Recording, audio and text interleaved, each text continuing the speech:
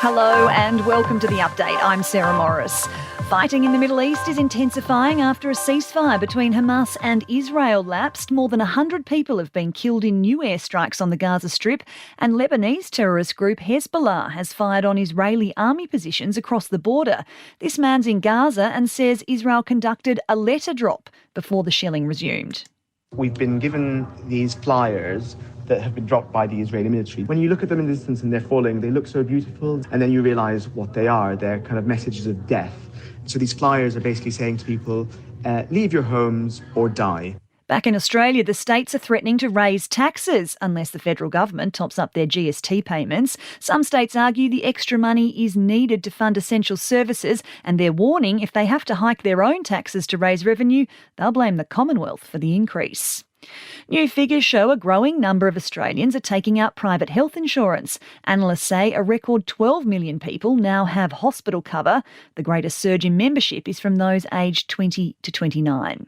And the wonder drug Keytruda, which is already used to treat 12 types of cancer, could be made available to thousands more patients under a new multi-cancer access agreement being considered. Sport and entertainment are next. In sport, Aussie Minwoo Lee has surged to the lead at the Australian Golf Open. Lee went 6 under through his final 8 holes to finish the day at 12 under, 3 shots clear of the field. Australia's lost its T20 cricket series against India with 1 match still to play. India won the 4th match by 20 runs.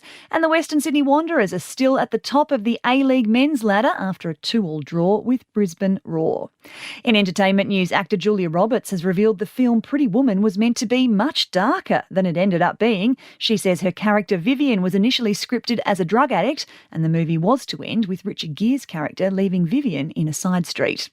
And Jimmy Barnes has given a health update after he was hospitalised with a severe infection and forced to cancel his upcoming gigs. The 67-year-old says the infection's knocked him for 6, with no chance that the doctors will let him out of bed for the next few days.